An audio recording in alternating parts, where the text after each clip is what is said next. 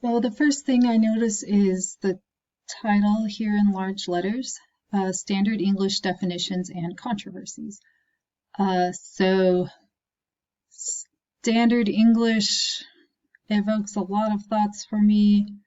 In some ways, it's one of the things I'm supposed to be teaching, but I think there's a lot of problems with it, and I'm looking to learn more about those problems.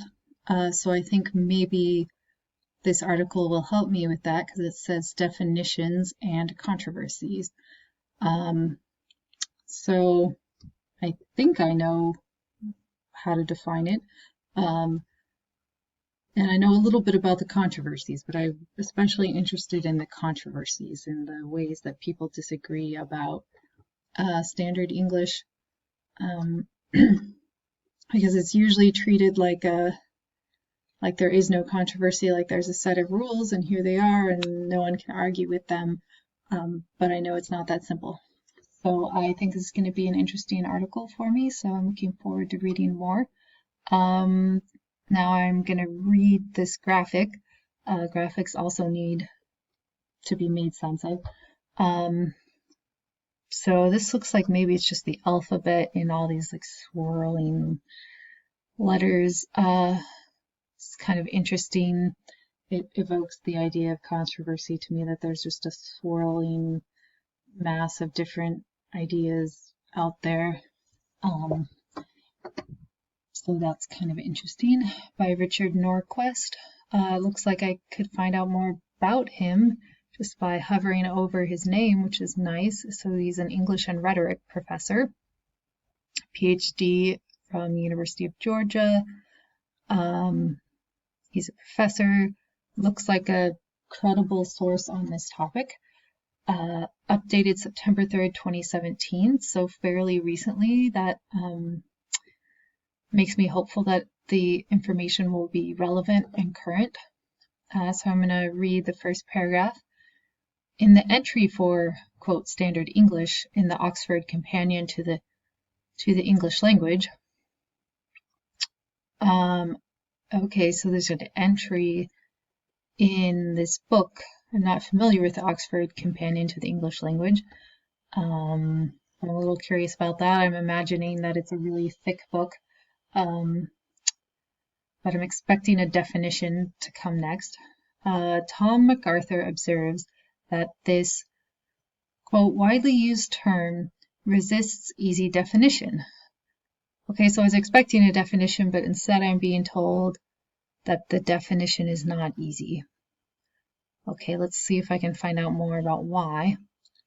But is used as if most educated people nonetheless know precisely what it refers to. Okay, so that's interesting.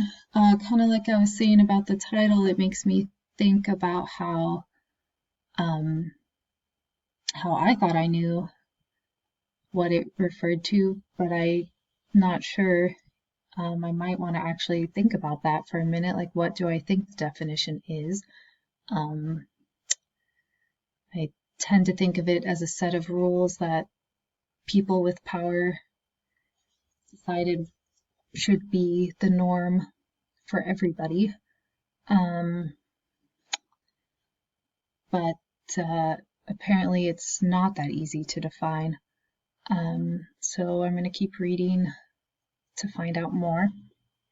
For some of those people, standard English, SE, is a synonym for good or correct English usage.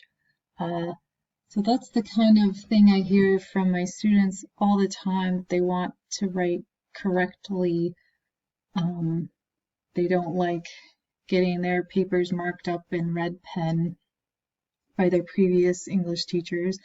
So I think this is probably an attitude that a lot of people have. Even my friends, they always assume when I'm an English teacher that means I'm going to correct their grammar or how they use a word, things like that.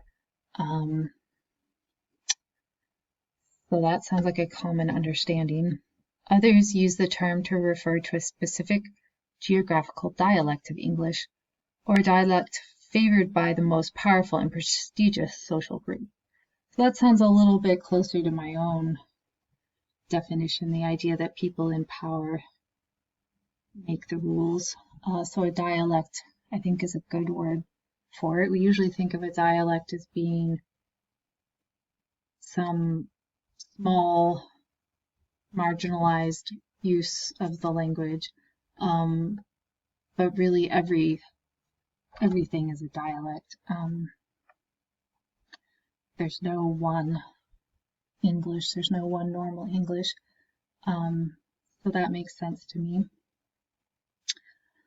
And I'm going to stop right there. That was just some of my thinking as I read the first 2 paragraphs of this article. And I could read on to learn more and to keep making sense of the text. But hopefully this gives you an idea of how what we're thinking in our heads is really important to our reading. And even though we don't usually say those things out loud, that's what's going on, and that's how we're able to make sense of a piece of writing.